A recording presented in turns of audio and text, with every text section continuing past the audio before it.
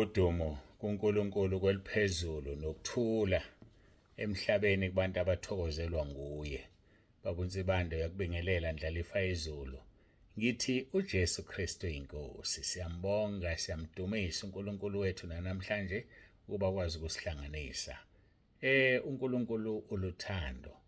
Ngakho umuntu ohlula ukuthanda umakhelwane wakhe akamazi uNkulunkulu futhi akambonanga. Siyalibonga kusuku oluhle kangaka sipha lona uNkulunkulu wethu kuba siphinde sihlangane sishere izwi. Sikhuluma ke ngoMathewu chapter 5 uverse 9 bese siya lapha kuHezekiel chapter 22 verse 30 bese siqala ke izolo indaba ethi umprofeti ungumlindi. Besikade sikhuluma ngokuthi ukunxusa komprofeti kubantu enxusela uNkulunkulu. Profeti mayinxusa kubantu enxusela uNkulunkulu. Sonke ke sibekiwe noma sisesikhaleni. Angazi ke wena ukhona nesikhaleni uNkulunkulu afuna ukuthi ube kusona. Ukuze ukwazi ukunxusela abantu kuNkulunkulu. Uphinde unxusela uNkulunkulu kubantu ngoba wena usesikhaleni uphakathi kwalabantu ababili. Ayike nokho ake ngigoqe ngikhuleke sikhothame kumdali wethu senzileyo ngoba thina siyizimvu zedlelo lakhe nomsebenzi wesandla sakhe uJesu Kristu inkosi.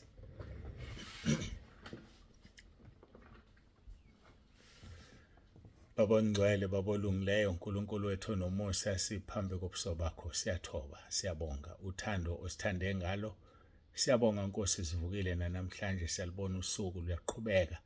Siyacela Nkosi ukuthi ube kanye nathi usifundise izindlela zakho sihambe kuzo ngoba ikhona indlela ebonakala inhle kumuntu kanti isiphetho sawo singukufa. Kodwa masihamba nawe siholo nguwena ukufa kuyinto engeke yenzeke kithi ngoba wena ungukuphila uthe ukholwa uwe noma uyophila. Siyabonga uNkulunkulu wethu siyabonga ngendodana yakho uJesu Kristu engukuphila enhlizweni zethu. Sibonga umoya ongcwele osinikeze yena uphawu osishaye ngalo uphawu okufanele singamdabukisi kuze kube usuku lokuhlenga kwethu. uJesu Kristu inkosi. uJesu Kristu inkosi. uJesu Kristu inkosi. Amen.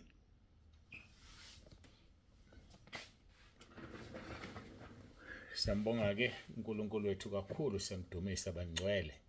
Akekho njengaye, akekho futhi ofana naye. Sizolifunda ke izwi lenkosi uMathewu chapter 5 verse 9 ufundeka kanje.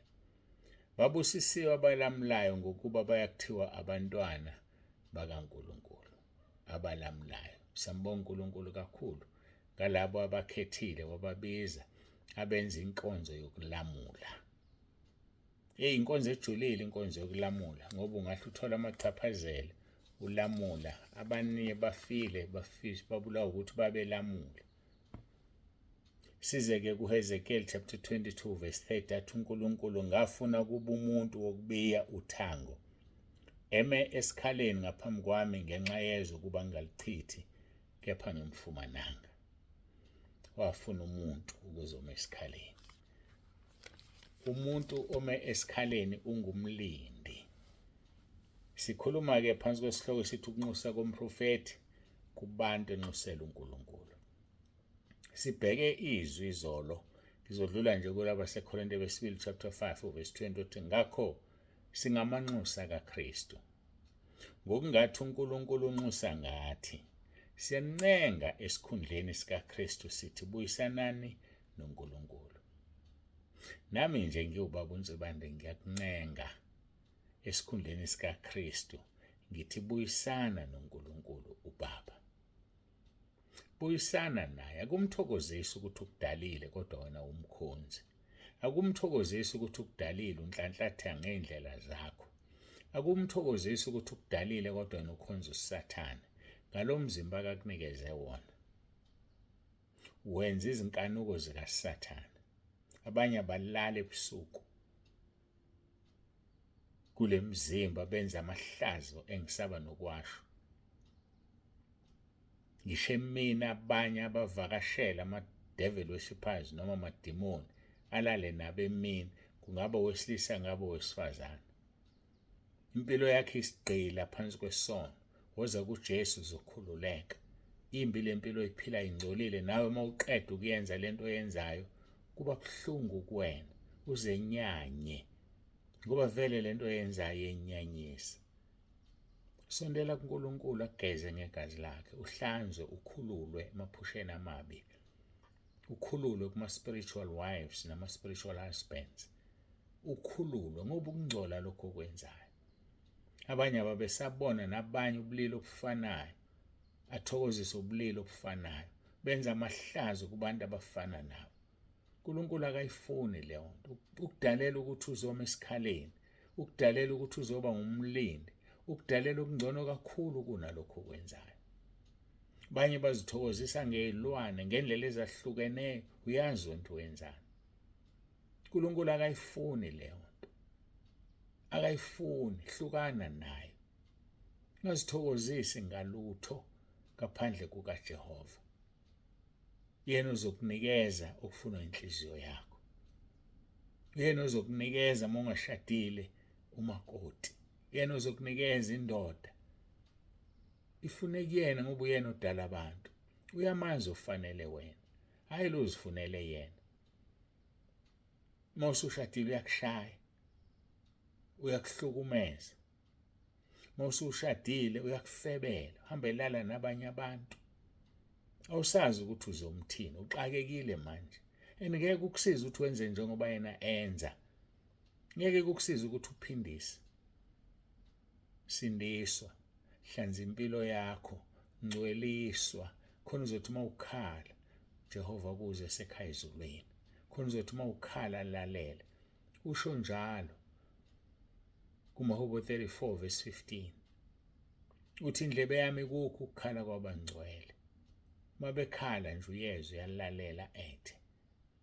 Ubungephila impilo engcwele ukuthi umdali wakhe indlebe yakhe ibe kuwe na. Bungephila impilo ethokozisa uNkulunkulu.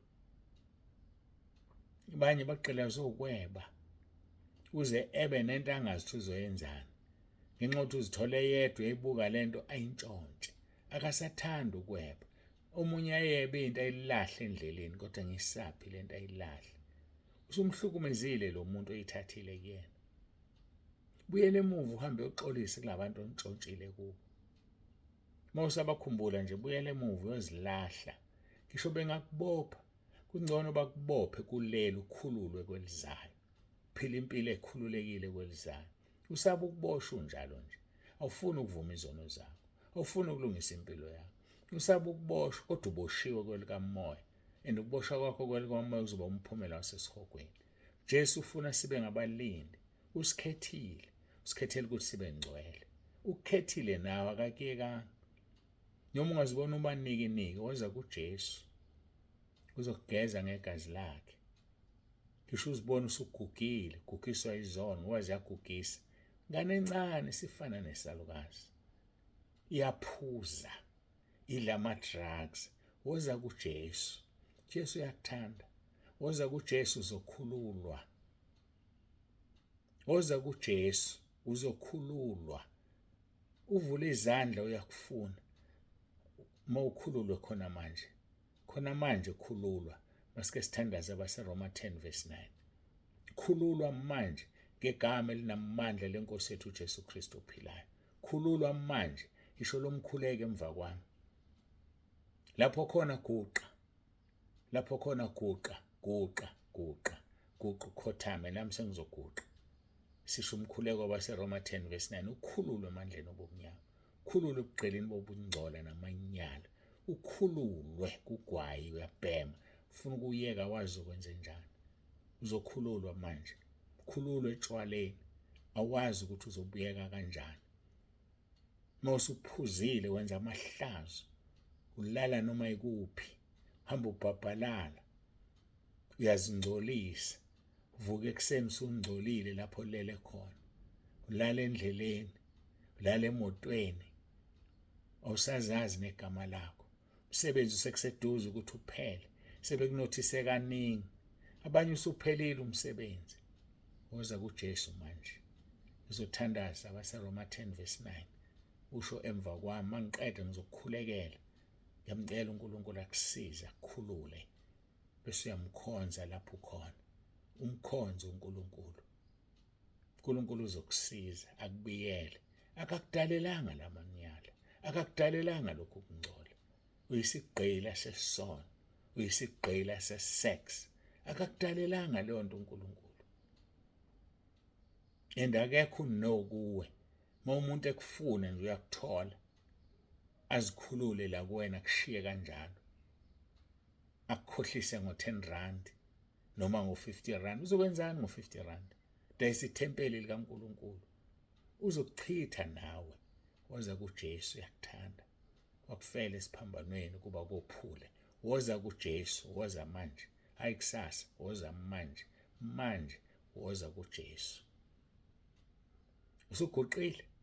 Ithe ngicela uguqe lapho khona uphakamise izandla zakho. Guqa, phakamisa izandla zakho. Ube ready. Sengizokhuleka khona manje. Guqa, phakamisa izandla zakho. Ukhululwe emandleni obumnyama. Khululwe kulezi zinto ozenzayo ongazithandi nawe. Ezinye zazo zingcole kangangokuba ungadutshulwa noma yinini. Miyeke lo mfazi womuntu. Ngeke akwenzele lutho. Yeke le ndoda yomuntu. Ngeke ikwenzele lutho. Kunikeza lo madlana nje. Ujabula kwesikhashana uzosho esihogweni ingunaphakade. Hlukana namadoda abantu. Hlukana nabafazi babantu. Hlukana nezingane zabantu. Hlukana nje nazo. Hlukana nazo. Khonza uNkulunkulu. Ave kumnandi ukhonza uNkulunkulu ophilayo. Ngoba uyakwenelisa usuthisa ukulangazela kwakho ngokuhla. AmaHebheru xolo amaHubo 103:5. Usuthisa ukulangazela kwakho ngokuhle. UNkulunkulu onesihe. uNkulunkulu okuthandayo. Noma sebekudelile abantu. Noma bengasathembi lutho abantu. Yena ushintsha umxoshwa. Angabe umxoshwa kuyena. Ngoba akakuchitha ukuphila. Funda uSamuel 2:14. Uma sifa sinjengamanzi achithwa angenakuqoqo. Kodwa uNkulunkulu akakuchitha ukuphila. Wenza umxoshwa ngabe ngumxoshwa kuye. Sondela siguqe sithandaza. Phakamisa izandla zakho lapho ukhona. Mawudrive imoto ipaka uyibuyisele eceleni umukele uJesu manje. Uma usendleleni ohamba ungabesaba abantu. Phuma nje endleleni uceze uguqa uphakamisa izandla. Noma bangathi uyahlanya kodwa wena uhlanya. Noma bangakubiza ngamagama kodwa ezulwini uyisithandwa sezulu wena. Uyindlalifa yezulu. Nawe usuzidelile. Nawe usazazi ukuthi ubani. Awusazithandi. Usuzame kaningi ukuzibulala wangafa ngoba uNkulunkulu unecebo ngawe. Abanye bazibulalile baphumelela bayasha esihogweni. Wena ufanga. Woza kuJesu uyakuthanda. Woza umanikiniki uyakuthanda. Uzozigezela wena yena akwenze ube umuntu. Sululahlile ithemba empilweni. Ungalilahli. Sondela kuye. Uyitshe eliphilileyo legumbe elinqatshwe ngabakhe. Uthi ungukuphila. Ozayo kuya kasoze alamba futhi akasoze oma ngoba ungamanzi okuphila. Uthi woza kuye. Wonke umuntu okhathele nosindwayo woza kuJesu. Uzokuphumuza. Thola impumuzo. Jesu uyakuthanda. Masiguqe sikhuleke. BaseRoma 10:9 usho emva kwami. Emva kuba sesithandazela umkhuleko ngizobe sengikukhulekela ukuthi ukhululwe emandleni obumnyama, ukhululwe ebuqilini besono. Ngoba wenza isono isigqila sesono. Wenza isono ngokaSathane. Hlukana noSathane mdivorce namhlanje. Ngizoshisa nane-code. Uya-operate, bulala abantu. Uya-operate usebenzela uSathane. Uyakhululwa namhlanje. uJesu Kristu inkosi. Shona emva kwami. uJesu Kristu inkosi. Shona futhi sosho kathathu. uJesu Kristu inkosi. Masisho kokugcina. uJesu Kristu inkosi. Kuqa sithandaza. Phakamisa izandla zakho lapho khona. Isho emva kwami. Nkosi Jesu. Ngiyavuma ngomlomo wami ukuthi uyinkosi. Ngiyakholwa enhlizweni yami ukuthi uNkulunkulu wakuvusa Nkosi Jesu kwabafileyo. Ngiyakhuleka egameni lakho Nkosi Jesu ukuba ungisindise. USathane angimfuni, amadimoni angiwafuni. Ngiyacela Nkosi Jesu uphathe impilo yami, ungikhulule emandleni kaSathane. Ungibambe Nkosi Jesu ngesandla sakho sokunene, ungiholele emadlelweni ahlaza, ungilondoloze Nkosi Jesu, uzongivuse ngosuku lokugcina. Ngiyabonga egameni lakho Nkosi Jesu. Ushilo kwabaseRoma 10:13 wathi bonke abakhuleka egameni lakho bayosindiswa. Ngikhuleka egameni lakho Nkosi Jesu. uJesu Kristu inkosi. uJesu Kristu inkosi. uJesu Kristu inkosi. Amen. Usaguqile kanjalo ngicela ukukukhulekela. Baba olungileyo, Baba ongcwele, egameni lika Jesu Kristu inkosi yethu ephilayo. Nangumntwana wakho Nkosi yamazwi yamqondo uguqile. Ngiyacela uNkulunkulu wami umenzele umusa. Ngiyacela uNkulunkulu wami umgeze ngegazi lakho umthethelele. Makakhululwe emandleni kaSathane. Ngishisa ikhodi yasemkhathini abamsebenzisa ngayo. Kuyaphela ubudlelwano namhlanje phakathi kwakhe nesithe singuSathane. Ayaphela amahlathi namhlanje uza kuwe Nkosi uphakamisa izandla. Uyavuma ukuthi uyinkosi. Uyinkosi yamakhosi, the Lord of Lords. Ngiyacela uNkulunkulu wami egameni lika Jesu Kristu oyindodana yothando lwakho ukuba Nkosi umkhulule. Ushilo uJesu kuJohn chapter 6:44 wathi akekho oza kuye engadonswa ubaba. Badonse Jehova Sebahothi. Badonse uNkulunkulu kaAbraham, uNkulunkulu kaIsaka, uNkulunkulu kaJakobe basendodaneni yakho. Bakhululwe. Ngithuma izwi lakhe linamandla ngokweHubo 120:7 ngithi mabakhululwe manje ngegama elinamandla lika Jesu Kristu ophilayo. Siyabonga ke Nkosi sebekhululiwe. Siyabonga uNkulunkulu wethu. Siyabonga ngiqalekisa wonke imoya amadimoni awaphuma ahamba esihogweni. Bayakhululwa njengokwezwi lakho Isaiah 43:6 and 7. Bayakhululwa ngibaletha kuwena bekhululekile. Balondoloze Nkosi Jesu uzobavuse ngomhla wokuphela. Bagcwalise ngamandla kaMoya oNgcwele. Mabazenzeke Nkosi izinto ezifanele, bahole ngomoya wakho ingcwele. Bazivume izono zabo kuwe, bazilahle, babhabhatiswe bangene emanzini ngegama elinamandla lika Jesu Kristu inkosi yethu ephilayo. Ngiyakhuleka Nkosi ukuba wenze umsebenzi. Ngiyakhuleka uNkulunkulu wami ukuba ubonakalise amandla akho. Akekho ufana nawe, akekho njengawe. UNguNkulunkulu ezulwini noNkulunkulu emhlabeni. Nampa abantu bakho nanti ibandla lakho. Ngilinikela kuwena manje ekuseni. Udumo lonke lungolwakho. uJesu Kristu inkosi. uJesu Kristu inkosi. uJesu Kristu inkosi. Amen.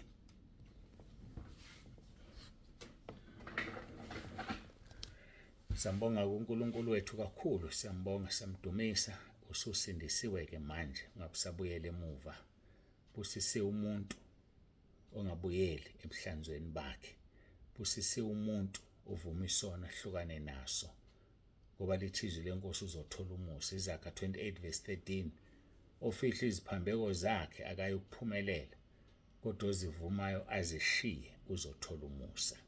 Siyambonga kuNkulunkulu kakhulu ngawe nangale nkonzo. uNkulunkulu akugcine, ithathu idlulisele kwabanye. Mawuyibuka ku-YouTube, subscribe, uzozithola ezinye ezifana nazo. Zonke izinsuku kunenkonzo engenayo. Subscribe bese uyidlulisela nakwabanye. uNkulunkulu akubusise. uNkulunkulu abe nawe, usukhululekile. uJesu Kristu inkosi. Baba uNsibande usiyavalelisa ube nosuku oluhle.